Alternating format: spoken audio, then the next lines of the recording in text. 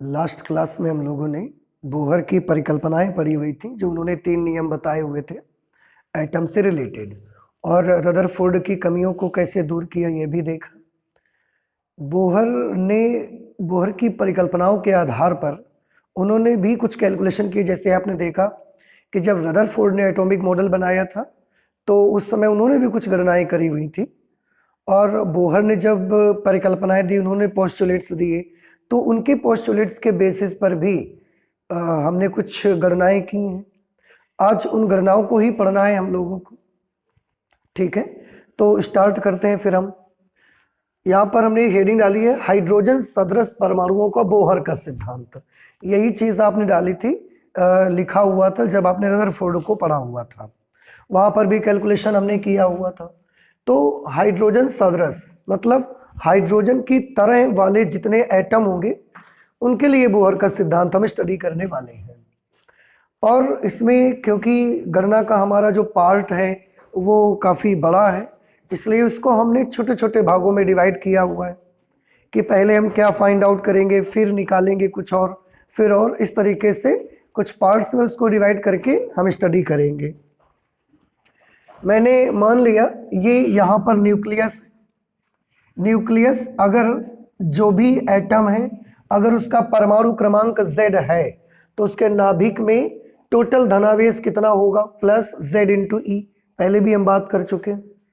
इसके चारों तरफ अपनी एक ऑर्बिट है, उस ऑर्बिट में एक इलेक्ट्रॉन ऐसे चक्कर लगाता है।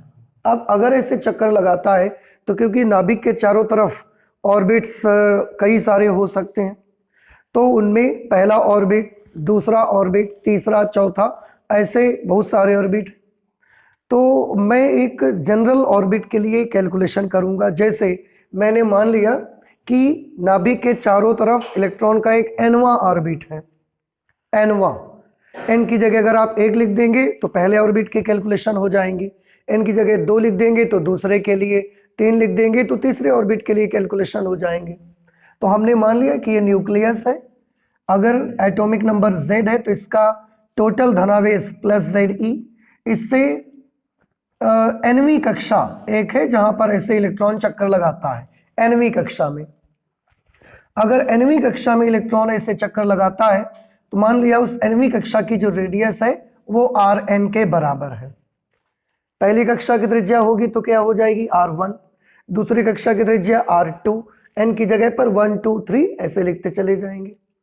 इसके बाद हमने माना कि जिस ऑर्बिट में ये चक्कर लगाता है वो nवां ऑर्बिट है, उस nवें ऑर्बिट का रेडियस Rn है, और उस nवें ऑर्बिट में इलेक्ट्रॉन का वेग V1 है। पहले ऑर्बिट में होगा तो इलेक्ट्रॉन का वेग V1, दूसरे में V2, तीसरे में V3, ऐसे।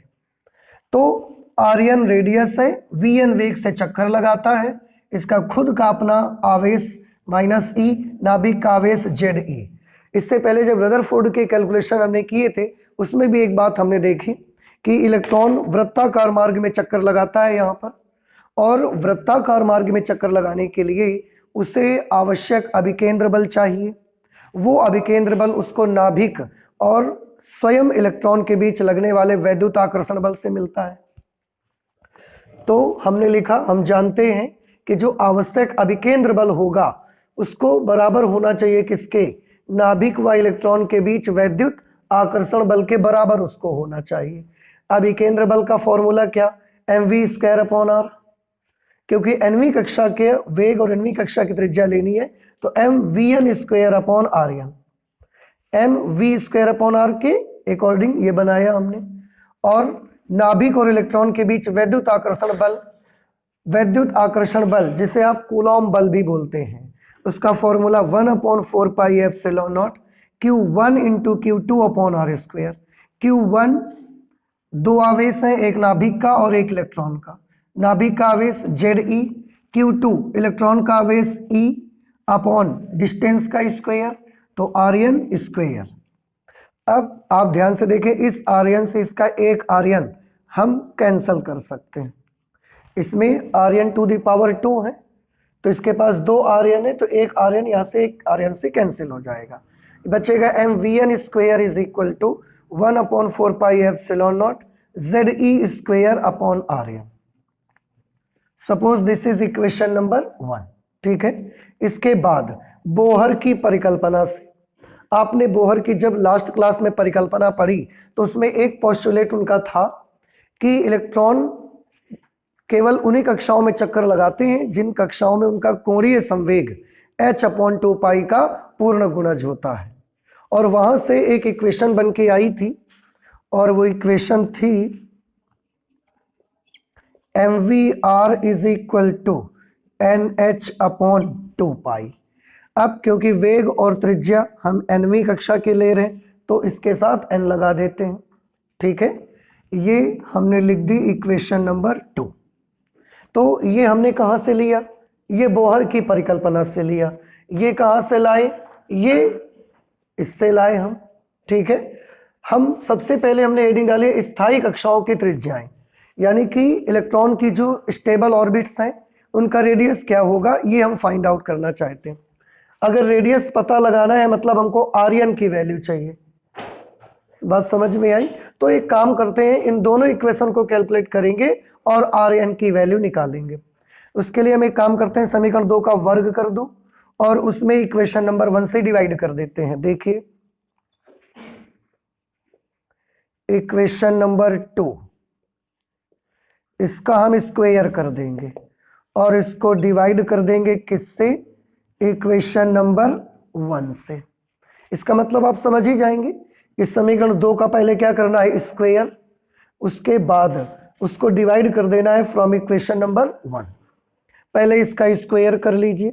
जब आप स्क्वायर करेंगे तो m square vn square rn square, और ये इसका लेफ्ट हैंड साइड हो गया। अब इसका लेफ्ट हैंड साइड इससे डिवाइड करना है, इसका स्क्वायर आपको नहीं करना है, is equal to equation number 2 के राइट हैंड साइड पे आइए तो इसका स्क्वायर आपको करना है।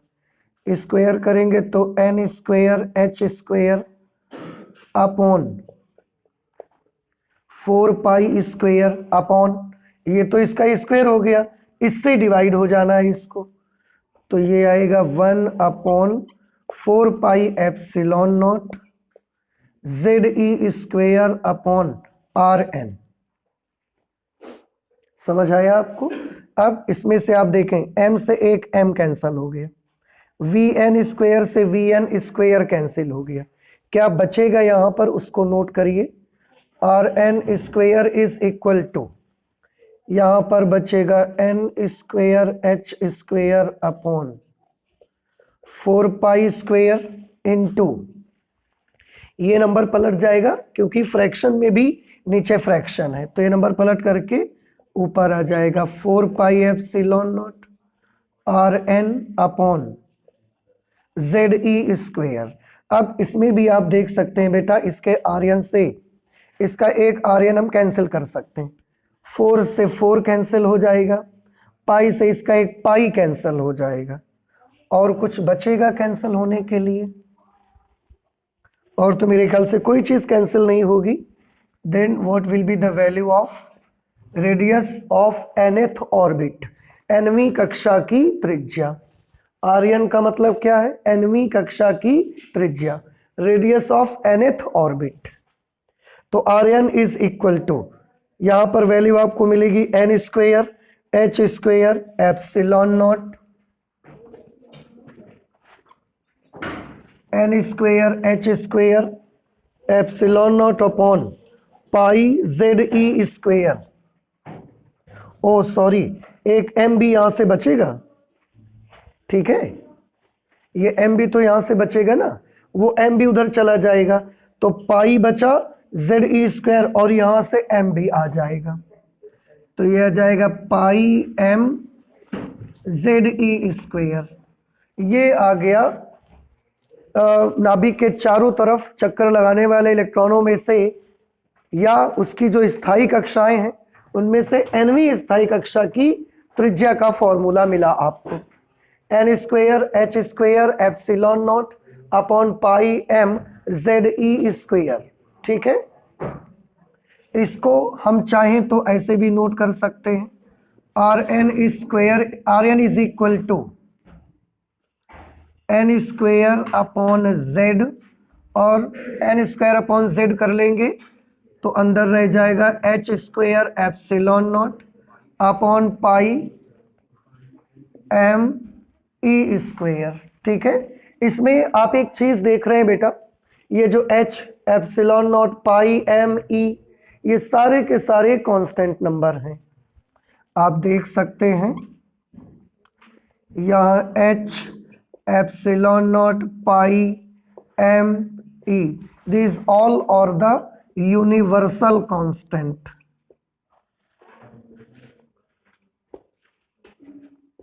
यूनिवर्सल कांस्टेंट मीन्स सार्वत्रिक नियतांक हैं। अगर ये नियतांक हैं, और अगर मैं हाइड्रोजन की बात करूंगा, हाइड्रोजन की, या अगर एक कोई एटम है, विशेष एटम, कोई निश्चित एटम ले लेंगे तो उसका परमाणु क्रमांक भी तो नियत रहता है। तो फॉर एनी पर्टिकुलर एटम,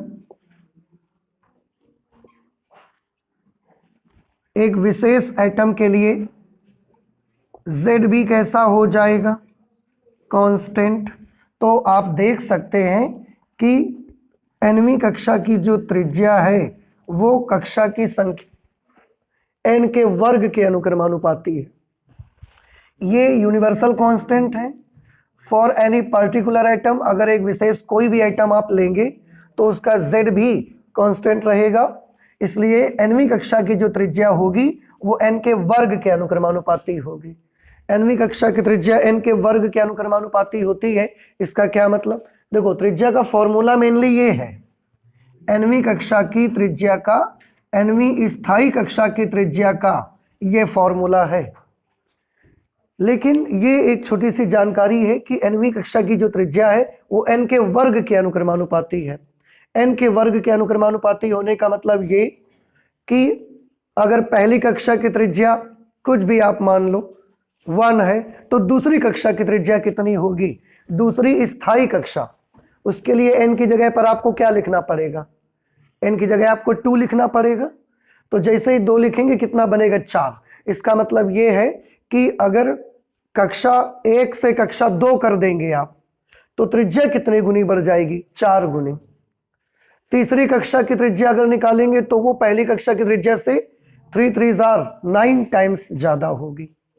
मतलब आप समझ रहे हैं, मतलब ये कि अगर ये एक छोटा सा न्यूक्लियस है और ये फर्स्ट ऑर्बिट है, फर्स्ट ऑर्बिट, तो जो सेकंड ऑर्बिट होगा वो कितनी दूर होगा, दूसरा ऑर्बिट, तो इनकी जगह 2 लिखेंगे, 4 गुना दूरी पर होगा। तो अगर अभी ये डिस्टेंस 1 है तो 4 गुना दूरी पर सेकंड ऑर्बिट होगा। इससे ये डिस्टेंस अब पहले की अपेक्षा अगर ये 1 है तो ये डिस्टेंस 4 होगा। अगला ऑर्बिट, तीसरा ऑर्बिट कहां पर होगा, तीसरा ऑर्बिट 9 टाइम्स डिस्टेंस पर होगा, ये इतनी दूर पड़ेगा तीसरा ऑर्बिट। कहने का मतलब यूं कि पहला ऑर्बिट 1, दूसरा ऑर्बिट, ये बराबर बराबर दूरी पर ऐसे ऑर्बिट पड़ेंगे, ऐसा नहीं होगा। कुछ बात समझ में आई, ये सारे के सारे ऑर्बिट आपसे, जैसे ये इतनी दूरी पर पड़ा, अगला वाला फिर इतनी डिस्टेंस पर, फिर इतनी डिस्टेंस पर, इतनी डिस्टेंस पर, ऐसे नहीं पड़ेंगे, बराबर बराबर दूरी पर नहीं पड़ेंगे। पहला ऑर्बिट यहां से 1 डिस्टेंस पर है तो दूसरा वाला ऑर्बिट यहां से दूसरे पहले ऑर्बिट से 3 डिस्टेंस पर है। तो ऑर्बिट का जो डिस्टेंस होगा, ऑर्बिट का रेडियस होगा वो 1, 4, 9, 16, 25 ऐसे बढ़ेगा। पहला ऑर्बिट अगर इस जगह पर एक इलेक्ट्रॉन चक्कर लगाता है तो दूसरा ऑर्बिट इतनी ही दूरी पर चक्कर लगाएगा यहां से, ऐसा नहीं है, इसके पीछे 4 गुना डिस्टेंस पर यहां चक्कर लगाएगा। तो किन्हीं भी 2 क्रमागत कक्षाओं की संख्या, किन्हीं भी 2 क्रमागत कक्षाओं के बीच की दूरी बराबर हो, ऐसा नहीं होता। पहली कक्षा और दूसरी कक्षा के बीच की दूरी कितनी है, 3।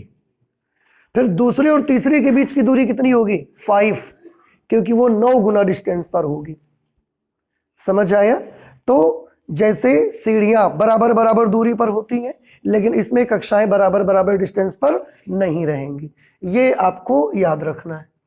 तो ये तो हमने कर लिया स्थायी कक्षाओं की त्रिज्याओं के बारे में बात, उसका ये फॉर्मूला है, और ये उसकी एक छोटी सी जानकारी कि नाभिक के चारों तरफ त्रिज्याओं का जो रेशियो रहेगा वो 1, 4, 9 ऐसा होगा।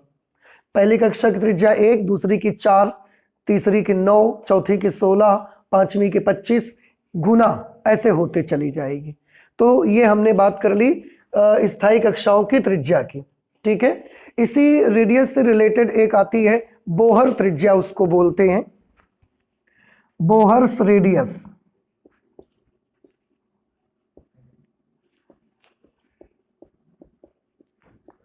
बोहर की त्रिज्या, कौन सी रेडियस को बोहर की रेडियस बोला जाता है?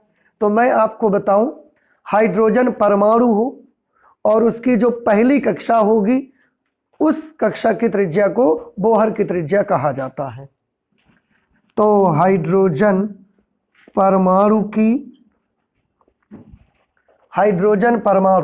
देखो, हाइड्रोजन परमाणु का नाम आते ही आपको समझ जाना चाहिए कि इसके लिए Z की वैल्यू कितनी होगी। इसके लिए Z की वैल्यू 1 होगी। हाइड्रोजन परमाणु का परमाणु क्रमांक 1 होता है।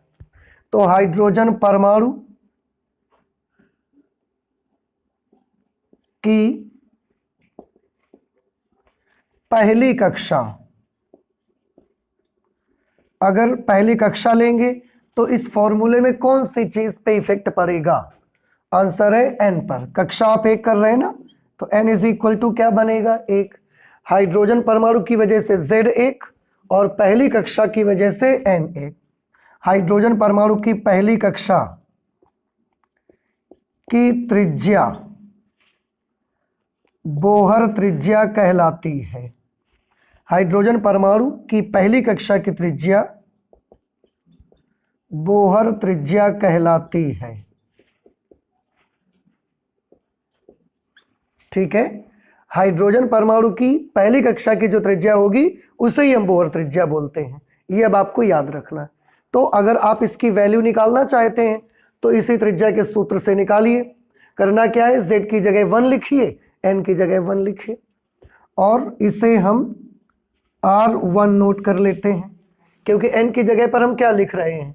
N की जगह 1 लिख रहे हैं ना, तो R1 is equal to N की जगह भी 1 हो जाएगा, Z की जगह पर भी 1 हो जाएगा। जब ये दोनों 1 हो जाएंगे तो फॉर्मूला क्या बचेगा? h square epsilon not upon pi m e square.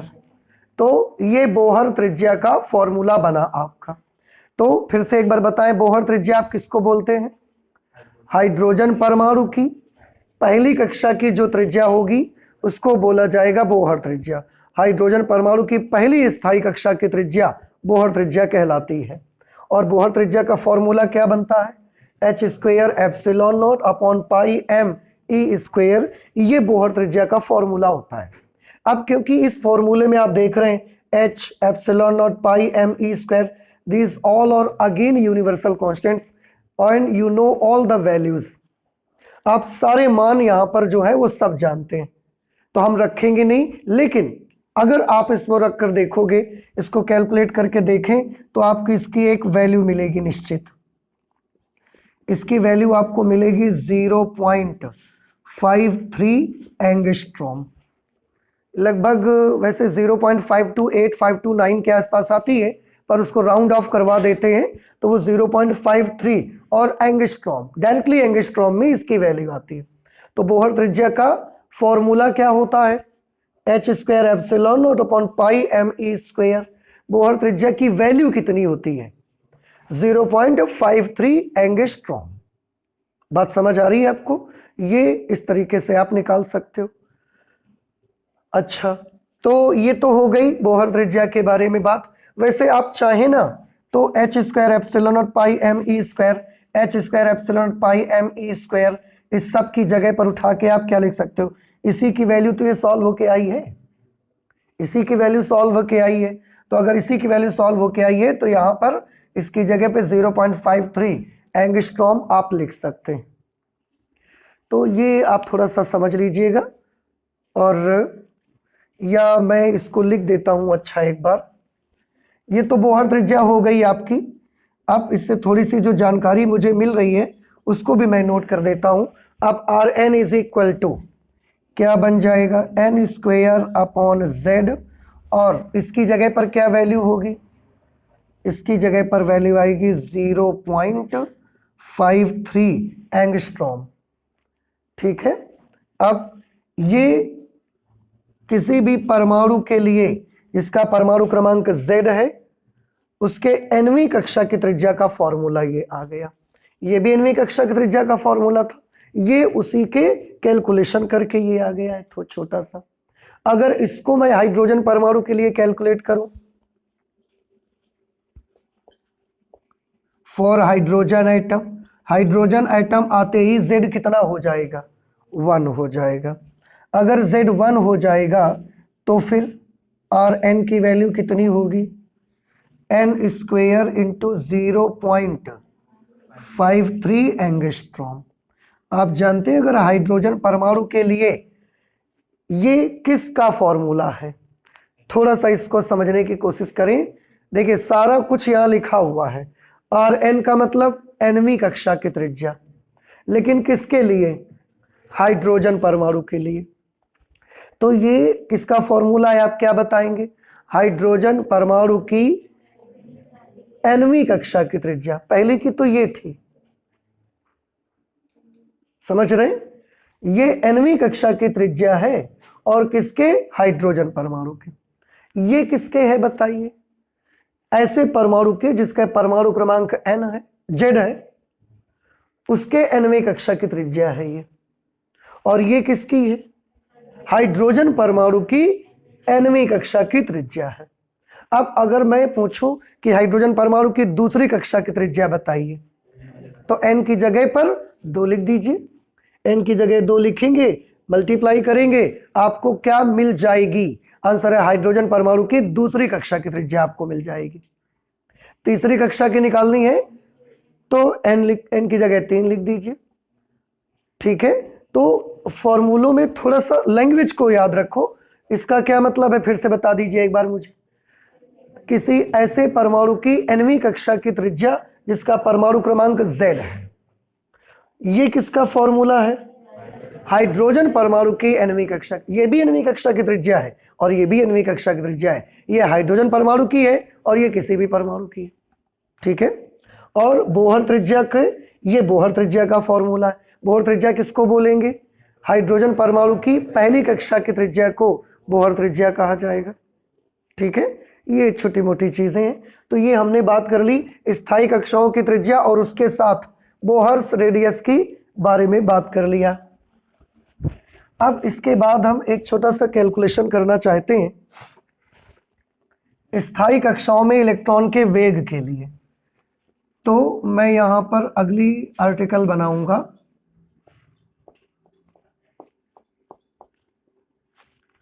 स्थायी कक्षाओं में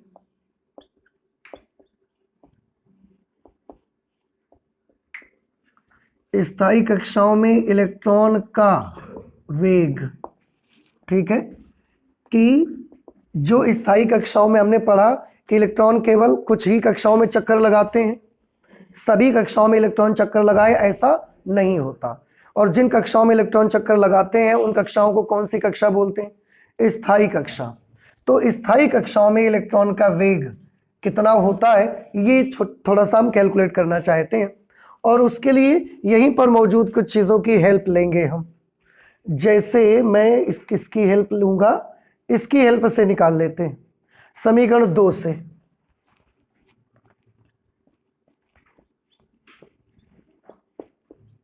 समीकरण 2 से ये देखिए क्वेश्चन नंबर 2, आपको त्रिज्या नहीं सॉरी वेग चाहिए। वेग की वैल्यू यहां से निकाल लो। तो जो m और Rn है वो आपको इधर भेजने पड़ेंगे। तो क्या बनेगा Vn का वैल्यू बताइए मुझे। Vn is equal to NH upon 2 pi, ये तो पहले ही रहेगा NH अपॉन 2 पाई, और m Rn ये भी साथ में अपॉन में आ जाएंगे m Rn। ठीक है, ये Vn की वैल्यू मिलेगी। अब इसमें हम Rn की ये वाली वैल्यू अप्लाई कर देना चाहते हैं, तो आप वैल्यू लिख दीजिए। देखो क्या बनेगा, Vn is equal to NH upon 2 pi m, और Rn अपॉन में ही आर्यन की वैल्यू लिखनी है, तो आर्यन की वैल्यू ये लिखी जाएगी N square upon Z, N square upon Z under bracket H square epsilon not upon pi M E square. ठीक है, कैलकुलेशन से थोड़ा बहुत तो आपको पता ही है, वी एन विल बी, ये नंबर्स पलट जाएंगे। ठीक है, तो ये आपको मिलेगा एन एच अपॉन 2 पाई एम, एन एच अपॉन 2 पाई एम, ये जो चीज़ें नीचे हैं वो ऊपर चली जाएंगी, z into pi into M into E square upon N square H square epsilon not. ठीक है, अब कुछ चीज़ें जो कैंसिल होना चाहती हैं कैंसिल कर दें, जैसे पाई से पाई कैंसिल हो जाएगा, एन से इसका एक एन कैंसिल होगा, दो हैं इसमें, एक कैंसिल होगा, एम से पूरा एम कैंसिल हो जाएगा, एच से इसका एक एच कैंसिल होगा, और तो कोई चीज़ कैंसिल नहीं होगी। तो उस सिचुएशन पे what will be the value of V N, V N का मान बचेगा Z E square upon 2 N H epsilon not, Z E square upon 2 N H epsilon not, 2 N H epsilon not. ये किसका formula है बताएं? एक ऐसे परमाणु जिसका परमाणु क्रमांक Z है कि nवीं कक्षा में चक्कर लगाने वाले इलेक्ट्रॉन के वेग का सूत्र है। देखो Vn, Vn का मतलब क्या है? इलेक्ट्रॉन की nवीं कक्षा में वेग। अगर Z भी आ रहा है तो एक ऐसा एटम है जिसका एटॉमिक नंबर Z है, तो एक ऐसे परमाणु जिसका परमाणु क्रमांक Z है उसकी nवीं कक्षा में चक्कर लगाने वाले इलेक्ट्रॉन का वेग है ये। ठीक, अब अगर इसमें भी आप देख सकते हैं, मैं एक छोटा सा यहाँ पर लिख के आपको दिखाता हूँ, Vn is equal to Z upon N, Z और n इनको अगर मैं बाहर कर लूँ तो अंदर रह जाएगा E square upon 2 H epsilon not. ठीक है, यहाँ पर भी आप देखें ये सारी चीज़ें कैसी हैं, कांस्टेंट, तो मैं लिख सकता हूँ यहाँ ई एच एप्सिलॉन नॉट, ये क्या है? ये तो यूनिवर्सल कांस्टेंट है, और अगर कोई विशेष परमाणु ले लेंगे तो उसका जेड भी तो नियत हो जाएगा, फॉर अ पर्टिकुलर एटम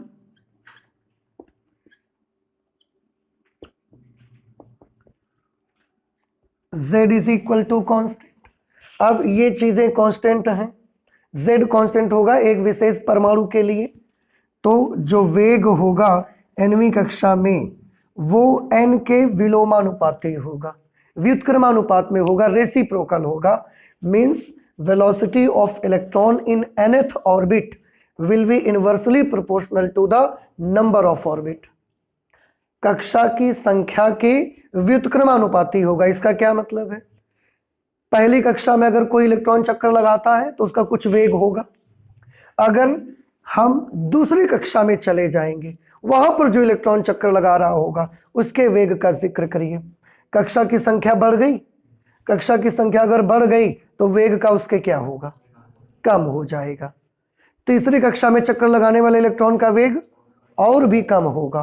तो जैसे जैसे नंबर ऑफ ऑर्बिट्स बढ़ते जाएगा उसमें चक्कर लगाने वाले इलेक्ट्रॉन्स का वेग कैसा होते जाएगा? कम होते चला जाएगा। ठीक है, अच्छा, ये तो एक रिलेशन आ गया। अब अगर हम ये बात करें हाइड्रोजन परमाणु की पहली कक्षा की में चक्कर लगाने वाले इलेक्ट्रॉन के वेग की बात करें, अब हाइड्रोजन परमाणु, अब देखो हाइड्रोजन परमाणु का नाम आते ही आपको क्या समझ जाना है कि Z कितना हो गया? 1।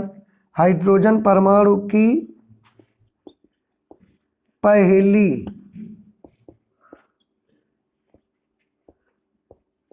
हाइड्रोजन परमाणु की पहली स्थायी कक्षा, और पहली स्थायी कक्षा आते ही क्या समझ जाना चाहिए कि n की वैल्यू कितनी हो गई? 1। फर्स्ट ऑर्बिट लिए ले रहे हैं, तो हाइड्रोजन परमाणु की पहली स्थायी कक्षा में चक्कर लगाने वाले चक्कर लगाने वाले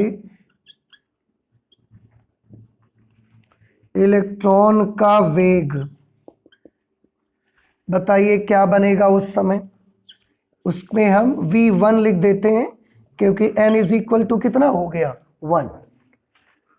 इस फॉर्मूले में आइए, इस पे रखिए सारी value, ZB1 NB1 ZB1 NB1, तो V1 की वैल्यू मिल जाएगी E²/2h एप्सिलॉन नॉट।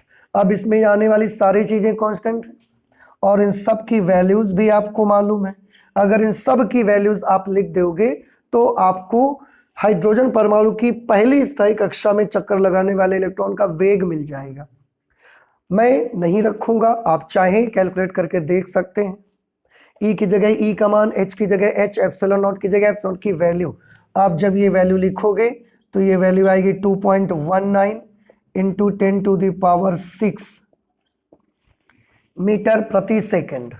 इसका क्या मतलब हुआ? इसका ये मतलब हुआ कि जो भी इलेक्ट्रॉन हाइड्रोजन परमाणु की पहली कक्षा में है और वो नाभिक के चारों तरफ चक्कर लगाता है, तो उसका कितनी वेग से चक्कर लगाता है तो वो लगाता है 2.19 इंटू 10⁶ मीटर पर सेकंड की स्पीड से। वो ऐसे रोटेट कर रहा है, वो ऐसे उसके चारों तरफ चक्कर लगा रहा है, इतनी स्पीड है उसके पास। अगर इसकी स्पीड का हम प्रकाश की चाल से तुलना कर दें, ये जो इलेक्ट्रॉन की चाल है, इसकी चाल को हम प्रकाश की वेग से तुलना कर दें तो क्या होगा, आप देखें। अब V1/c is equal to, V1 is 2.19 into 10⁶, c is 3 into 10⁸। प्रकाश की चाल आप जब इसे कैलकुलेट करते हो तो इसकी वैल्यू आती है V/c इज इक्वल टू 1/137। इससे इसको डिवाइड करोगे लगभग 137 के बराबर ये आता है। इसे हम ऐसे भी तो बना सकते हैं, हम लिख सकते हैं V1 is equal to 1/137 into c। इसका क्या मतलब हुआ कि हाइड्रोजन परमाणु की पहली कक्षा में जो इलेक्ट्रॉन चक्कर लगाता है वो इतनी तेज चक्कर लगाता है कि उसका जो वेग होता है वो प्रकाश के वेग का 1/137 गुना होता है। समझ आया? प्रकाश के वेग से 137 गुना कम होता है, 1/137 टाइम्स रहता है। और एक चीज, यहां पर ये जो V1/c आप देख रहे हैं, ये चीज V1/c, इसका कोई यूनिट नहीं होगा, ये एक शुद्ध संख्या है। शुद्ध संख्या वो संख्याएं होती हैं जिसका कोई मात्रक और विमीय सूत्र नहीं होता, यानी कि उनके ऊपर उनका न्यूमरेटर और इनका डिनोमिनेटर सेम क्वांटिटी होती है, उसको शुद्ध संख्या बोलते हैं।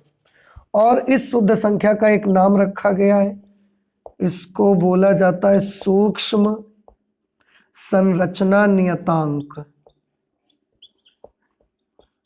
इसको क्या बोला जाता है? सूक्ष्म संरचना नियतांक इसको कहा जाता है। तो फिर से एक बार, स्थायी कक्षाओं में इलेक्ट्रॉन का वेग, nवीं स्थायी कक्षा में इलेक्ट्रॉन का वेग कितना होगा? इतना। nवीं स्थायी कक्षा में इलेक्ट्रॉन को जो वेग होगा वो उसकी कक्षा की संख्या के विलोमानुपाती होता है। जितने बड़े ऑर्बिट में जाते जाएंगे ऊपर वाले में वेलोसिटी कम होते जाएगी।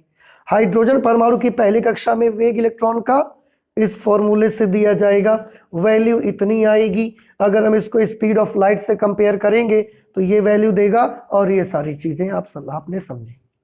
तो ये हमने पहले त्रिज्या को कैलकुलेट किया, फिर वेलोसिटी को कैलकुलेट किया।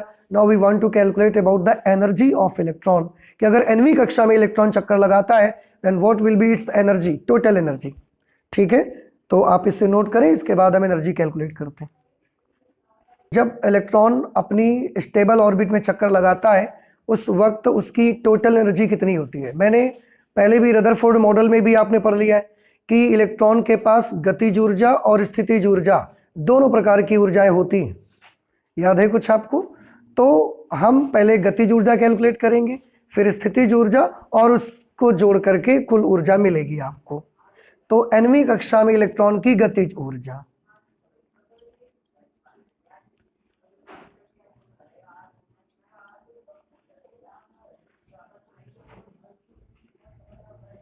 nवीं कक्षा में इलेक्ट्रॉन की गतिज ऊर्जा,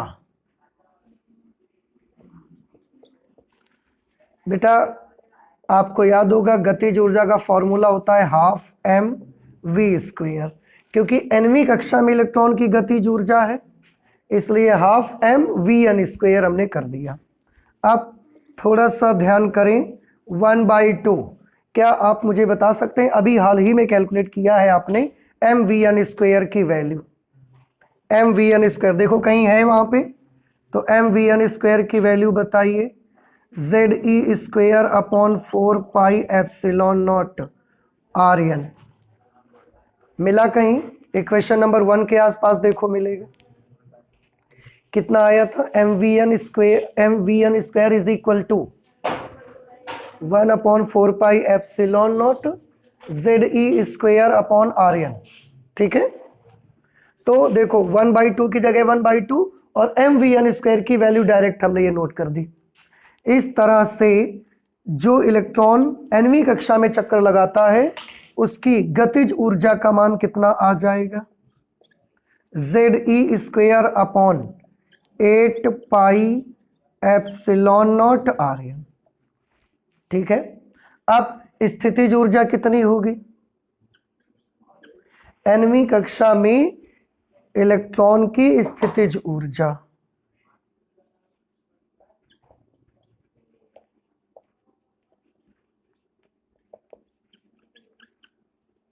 nवीं कक्षा में इलेक्ट्रॉन की स्थितिज ऊर्जा, तो जब आप स्थितिज ऊर्जा निकालेंगे तो आपको याद होगा अभी एक फिगर मैंने बनाया था, इसमें नाभिक और इलेक्ट्रॉन के बीच वैद्युत स्थितिज ऊर्जा ही सॉल्व करेंगे आप। और वैद्युत स्थितिज ऊर्जा के लिए फॉर्मूला आपने पढ़ा है 1/4 pi epsilon nought Q1 into Q2 upon r, Q1 plus Z e, Q2 minus e upon r की जगह पर आर एन, ओके। और स्थितिज ऊर्जा के सूत्र में निशान सहित लेना है, आपको पहले भी ये चीज बताई गई है।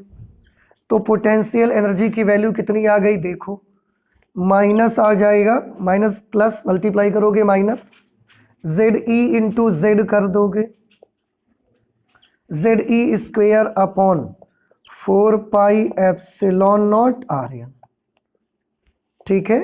So this is the kinetic energy and this is potential energy of electron which is revolving around the nucleus at nth orbit, ठीक है। तो अगर nवीं कक्षा में इलेक्ट्रॉन चक्कर लगाता है तो उसकी गतिज ऊर्जा इतनी, स्थितिज ऊर्जा इतनी।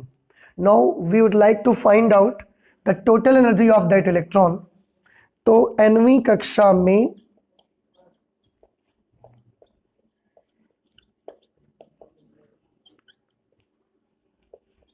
nवीं कक्षा में इलेक्ट्रॉन की कुल ऊर्जा, इलेक्ट्रॉन के पास क्योंकि दोनों प्रकार की एनर्जी है तो दोनों प्रकार की ऊर्जाओं का योग उसकी कुल ऊर्जा के बराबर होगा। Then E is equal to K plus U। आप K और U दोनों को ऐड कर दीजिए।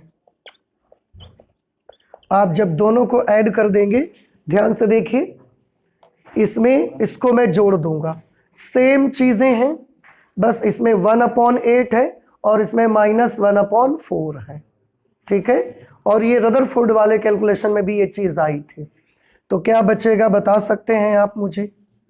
इसमें बचेगा माइनस जेड ई स्क्वेयर, क्योंकि ये वाला बड़ा है ये छोटा है। वैसे अगर देखा जाए तो ये चौथाई है और ये 1/8 है, तो ये पूरा का पूरा टर्म बड़ा होगा और ये छोटा। अब बड़ा निगेटिव है तो आंसर भी निगेटिव आएगा। जेड ई square upon 8 pi epsilon nought r n square. आप दोनों को ऐड करके देखेंगे एलसीएम वगैरह लेके, यही आपको मिल जाएगा। नहीं समझ आया? रदरफोर्ड में भी तो ये कैलकुलेशन किया था आपने, भूल गए? देखो पन्ने पलट के क्या आ रहा था बताइए मुझे। बस Rn की जगह R लिखा होगा उसमें, चेक करिए जरा। कुल ऊर्जा के बारे में रदरफोर्ड ने भी तो कैलकुलेशन किया था, कितना आया था? -E²/8πε0 R स्क्वायर नहीं, सॉरी Rn, ठीक है। उसमें Z नहीं रहा होगा क्योंकि हमने हाइड्रोजन के लिए कैलकुलेशन किया था, ठीक है, कोई प्रॉब्लम नहीं।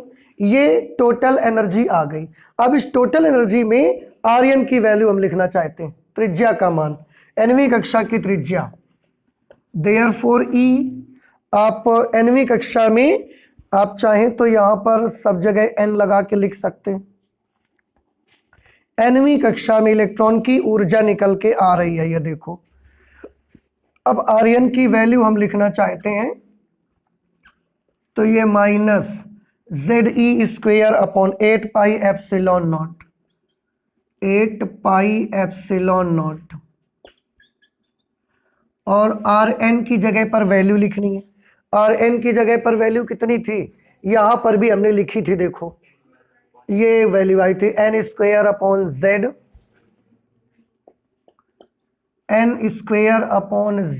Into h²ε0/πme²।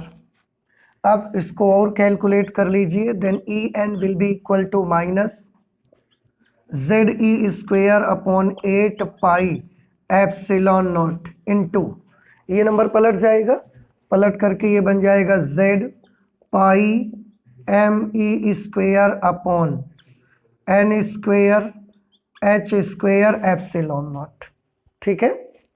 अब इसमें जो चीजें कैंसिल हो रही हैं आप कैंसिल कर सकते हैं, पाई से पाई कैंसिल हो गया,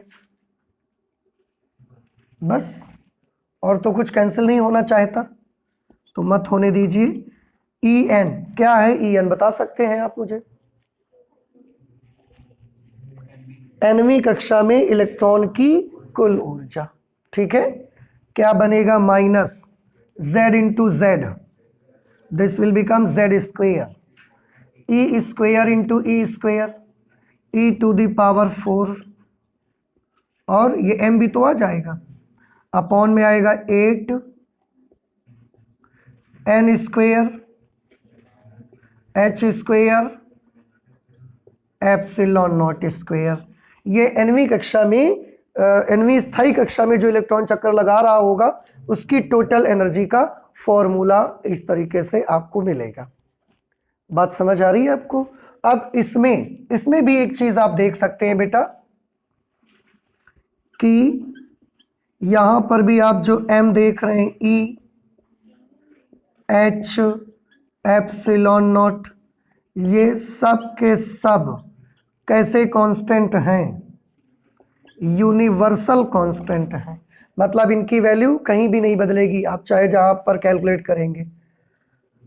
तो ये तो यूनिवर्सल कांस्टेंट हो गए, इसलिए En की वैल्यू कितनी मिलेगी, -Z²/n², Z²/n², और अंदर क्या रहेगा, m। ये चीज़ तो मुझे ऊपर ही लिख देनी चाहिए, मैं यहीं पर नोट कर देता हूँ इसको। En is equal to -Z²/n², Z²/n², अंदर क्या रह जाएगा, me⁴/8 h²ε0²। ये तो यहीं पर मैंने लिख दिया, देखो। अब इसमें आप देख सकते हैं कि जो m⁴ ये सब यूनिवर्सल कांस्टेंट, ये सब चीजें, तो जो En हुई, और एक विशेष एटम अगर होगा, फॉर अ पर्टिकुलर एटम, अगर कोई भी एक स्पेशल एटम आप ले लेते हैं तो उसका Z भी नियत हो जाएगा, Z is equal to constant. Then nवीं स्थायी कक्षा में चक्कर लगाने वाले इलेक्ट्रॉन की जो कुल ऊर्जा होगी ये भी कांस्टेंट हो गया, ये सब कांस्टेंट है, वो n² के विलोमानुपाती होगी, ठीक है। तो ये छोटी सी चीज है, आपको ध्यान रखना है। ओके, और देखो इसमें कितना अच्छा है। इसमें अच्छाई ये है कि अगर मैं इन सब की वैल्यू लिख देता हूं, इन सब की m की value, E, H, epsilon not, ये सारी वैल्यूज अगर मैं अप्लाई कर देता हूं तो इसमें एनर्जी का एक वैल्यू आ जाती है। वो क्या आती है? अब En is equal to minus Z square upon N square. और जब इन सब की वैल्यू लिखोगे, m क्या है? इलेक्ट्रॉन का द्रव्यमान, E इलेक्ट्रॉन का आवेश, H Planck's constant, epsilon not निर्वात की विद्युतशीलता, परमिटिविटी ऑफ फ्री स्पेस। अगर ये सारी वैल्यूज आप लिख दें तो यहां पर वैल्यू आ जाती है 13.6। और उस वक्त डायरेक्टली ये इलेक्ट्रॉन वोल्ट में आती है। एनर्जी का एक यूनिट इलेक्ट्रॉन वोल्ट होता है, जूल होता है वैसे, पर अगर जब इसको रखा तो पहले जूल में आएगा, और जूल को जब हम इलेक्ट्रॉन वोल्ट में कन्वर्ट करेंगे that will be 13.6 electron volt. तो इतना बड़ा फॉर्मूला जरा सा रह गया देखो। और इसको भी अगर मैं हाइड्रोजन एटम के लिए कन्वर्ट कर दूं, for hydrogen atom, hydrogen atom के लिए Z कितना हो जाएगा? 1। हाइड्रोजन एटम के लिए उसकी nवीं स्थायी कक्षा में चक्कर लगाने वाले इलेक्ट्रॉन की ऊर्जा कितनी बनेगी? माइनस Z1 हो जाएगा। अब यह आ जाएगा 13.6 अपॉन एन स्क्वेयर, और डायरेक्ट इलेक्ट्रॉन वोल्ट में ये एनर्जी आएगी। ठीक है, एक बार फिर से मुझे बता दीजिए प्लीज, ये किस चीज का फॉर्मूला है? nवीं कक्षा में चक्कर लगाते हुए इलेक्ट्रॉन की कुल ऊर्जा का फॉर्मूला है, इतना बड़ा। ठीक है, और इस फॉर्मूले से हमको क्या पता चलता है कि एनर्जी कक्षा की संख्या के वर्ग के व्युत्क्रमानुपाती होगी। कक्षा की संख्या जैसे बढ़ती जाएगी ऊर्जा कम होते जाएगी। ठीक है, अच्छा, लेकिन नेगेटिव ऊर्जा है इसलिए ये क्या होगी? ये बढ़ेगी पहले। बात समझ में आई? देखो वैसे इसको देखने से क्या लगता है कि कक्षा की संख्या बढ़ने से ऊर्जा, हाँ, लेकिन नेगेटिव लगा है ना आगे, तो एनर्जी क्या होते जाएगी? कक्षा की संख्या बढ़ेगी तो ऊर्जा भी बढ़ेगी, और नेगेटिव ऊर्जा है तो पहले बढ़ बढ़ के कितनी हो जाएगी? 0 हो जाएगी, ये होगा। लेकिन बढ़ते बढ़ते कितनी हो जाएगी? 0। ठीक है, क्योंकि नेगेटिव एनर्जी है ना, इस वजह से। और nवीं कक्षा में अगर हाइड्रोजन परमाणु के आप देखने जाएं, हाइड्रोजन एटम के, ये क्या है फिर से बताओ इसके बारे में? ये क्या चीज है? एक ऐसे परमाणु जिसका परमाणु क्रमांक Z है कि nवीं कक्षा में चक्कर लगाने वाले इलेक्ट्रॉन की कुल ऊर्जा का ये फॉर्मूला है। ठीक है, ये किसका फॉर्मूला है? हाइड्रोजन परमाणु की nवीं कक्षा में चक्कर लगाने वाले इलेक्ट्रॉन की ऊर्जा का सूत्र है। तो अगर मैं हाइड्रोजन परमाणु की दूसरी कक्षा में चक्कर लगाने वाले इलेक्ट्रॉन की ऊर्जा पूछूंगा, आप क्या बताएंगे मुझे? इसी सूत्र में आइए, n की जगह पर 2 लिख दीजिए। अगर मैं तीसरी कक्षा में हाइड्रोजन परमाणु की तीसरी कक्षा में चक्कर लगाने वाले इलेक्ट्रॉन की ऊर्जा पूछूंगा, फिर आप क्या करेंगे? इसी फॉर्मूले पे n की जगह 3 लिख दीजिए, बनते चला जाएगा। ये आपका हो गया स्थायी कक्षाओं में इलेक्ट्रॉन की ऊर्जा का फॉर्मूला, एंड आई होप कि आपको समझ आया होगा। इसके बाद हम एक छोटा सा कैलकुलेशन ये करना चाहते हैं कि जैसे आपने देखा कि जब इलेक्ट्रॉन एक कक्षा से दूसरी कक्षा में जंप करता है, हायर एनर्जी लेवल से लोअर एनर्जी लेवल पे आता है तो एनर्जी को एमिट करता है, और लोअर से हायर पे जाता है तो एनर्जी एब्जॉर्ब करता है। तो वो जो एनर्जी वो एमिट करेगा, एब्जॉर्ब करेगा, उसकी वेवलेंथ कितनी होगी, इसका कैलकुलेशन करना चाहते हैं। आप इससे नोट करें, इसको हटा के करते हैं।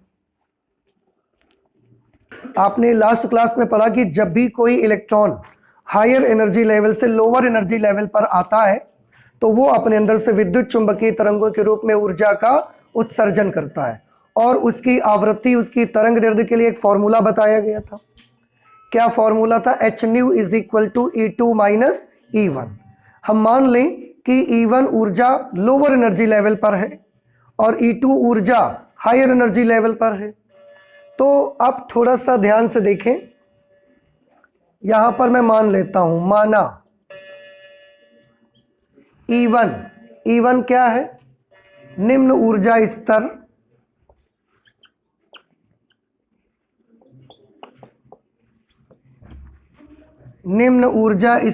N1 में इलेक्ट्रॉन की कुल ऊर्जा, और E2 मैं माने लेता हूं उच्च ऊर्जा स्तर N2 में इलेक्ट्रॉन की कुल ऊर्जा। ठीक है, ये उच्च ऊर्जा स्तर N2 है और निम्न ऊर्जा स्तर कौन सा है? N1। ये उच्च ऊर्जा स्तर में ऊर्जा है, ये निम्न ऊर्जा स्तर में ऊर्जा है। तो इलेक्ट्रॉन जब उच्च ऊर्जा स्तर से निम्न ऊर्जा स्तर में आएगा तो उसके द्वारा उत्सर्जित ऊर्जा कितनी होगी?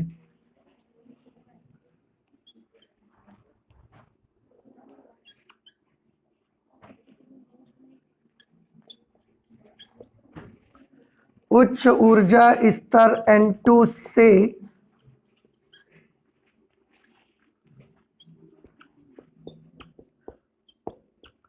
निम्न ऊर्जा स्तर N1 में संक्रमण होने पर, उच्च ऊर्जा स्तर N2 से निम्न ऊर्जा स्तर N1 में संक्रमण होने पर उत्सर्जित विकिरण ऊर्जा, विकिरण ऊर्जा कितनी उत्सर्जित होगी? उसके लिए आपने एक फॉर्मूला देखा था, H nu is equal to E2 minus E1। Bohr's atomic theory में ये लास्ट में आया था। अच्छा, न्यू क्या है? उत्सर्जित विकिरण की आवृत्ति है ये। तो H nu is equal to E2। E2 का मान आप कैसे निकालेंगे? एनर्जी का ये फॉर्मूला अभी भी कैलकुलेट किया है, यहां से E2 निकालेंगे। E2 उच्च ऊर्जा स्तर N2 में इलेक्ट्रॉन की ऊर्जा है, तो निकालिए क्या फॉर्मूला बनेगा? Minus Z square. एन की जगह पर क्या लिखना पड़ेगा? N2 स्क्वायर, और बाकी पूरा me⁴ upon 8 H square epsilon nought square. ये वाला माइनस लगा दिया। अब E1 की वैल्यू कैसे निकालोगे? यहां से minus Z square upon N1 square me⁴ upon 8 H square epsilon nought square. बस इसे आपको कैलकुलेट कर लेना। यहां पर चाहे तो न्यू बराबर C अपॉन लैम्डा लिख सकते हैं। C is equal to nu lambda, then nu is equal to C upon lambda लिख सकते हैं। C upon lambda. आप थोड़ा सा ध्यान से देखें, जेड स्क्वायर तो दोनों में है, वैसे और भी बहुत सारी चीजें कॉमन है। जेड स्क्वायर दोनों में है, ये अंदर का पोर्शन भी पूरा का पूरा दोनों में है। कॉमन कर लेते हैं तो क्या मिल जाएगा? Z square me⁴ upon 8 H square epsilon nought square. अब क्या बचेगा ये अब बात करते हैं, या बाहर माइनस मत लीजिए, रहने दीजिए। तो ये तो पूरा कॉमन हो गया, -1 अपॉन N2 स्क्वायर। देखो ना, माइनस कॉमन नहीं लिया तो ये चला गया और ये भी पूरा चला गया, -1 अपॉन N2 स्क्वायर। ये माइनस ने इस माइनस को क्या कर दिया? प्लस। यहां भी ये पूरा चला जाएगा तो क्या बचेगा? 1 अपॉन N1 स्क्वायर। ओके, इस तरह से अगर मैं लैम्डा रखूं, बाकी सब उधर भेज दूं, तो क्या मिलेगा आपको? HC उधर नीचे चला जाएगा।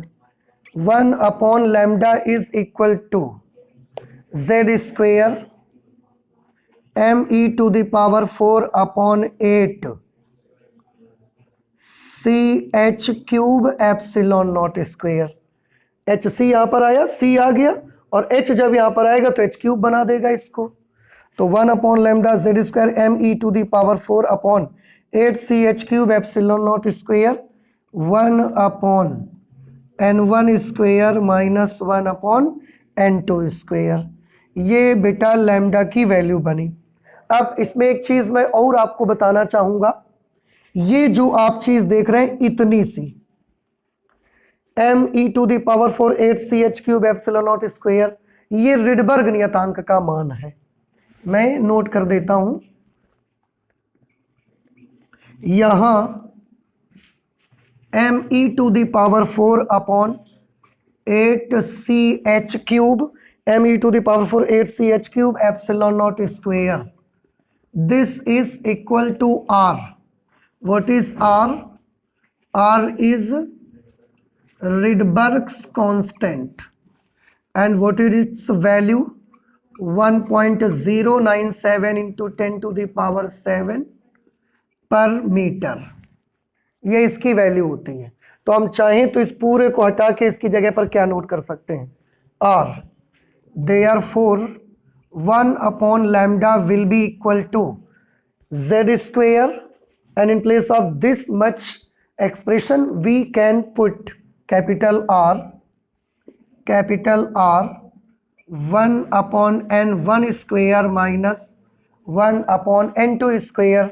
This is the formula for the wavelength of the radiation emitted by the electron.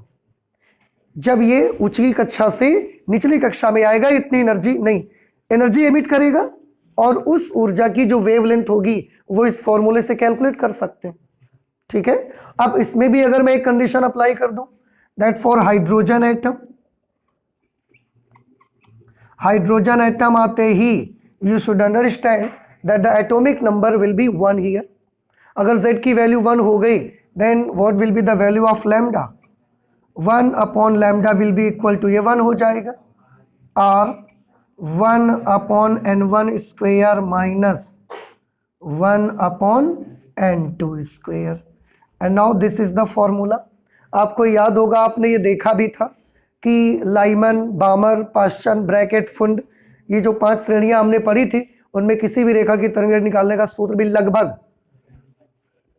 ऐसे ही फॉर्मेट में आता था। तो ये वही लैम्डा का फॉर्मूला जो सबसे पहले किसने दिया था? बामर ने। और बामर श्रेणी कौन से क्षेत्र में मिलती है? दृश्य क्षेत्र में। लाइमन श्रेणी पराबैंगनी में, बाकी तीनों की तीनों श्रेणियां अवरक्त भाग में। तो अवशोषित अथवा उत्सर्जित विकिरण की तरंग दैर्ध्य आप इस फॉर्मूले से कैलकुलेट कर सकते हैं, जहां पर n1 लोअर एनर्जी लेवल का नंबर है, n2 हायर एनर्जी लेवल का नंबर है। तो पहले लोअर एनर्जी लेवल का नंबर आएगा, बाद में हायर एनर्जी लेवल का नंबर आएगा। समझ में आया? तो इस तरह से बोहर का जब परमाणु मॉडल आया, उसके बाद ये सारे कैलकुलेशन किए गए, एनर्जी के सूत्र, वेलोसिटी का, रेडियस का, और अवशोषित अथवा उत्सर्जित इलेक्ट्रॉन एक ऑर्बिट से दूसरे ऑर्बिट में जाता है, उस समय कितनी एनर्जी लेता है, देता है, उसकी वेवलेंथ, फ्रीक्वेंसी, सब आप यहां से कैलकुलेट कर सकते हैं। और एक नई चीज पता चली, ये किसकी वैल्यू होती है? रिडबर्ग कांस्टेंट की। आई होप कि आपको समझ में आ गया होगा। तो ये कैलकुलेशन इतना ही है।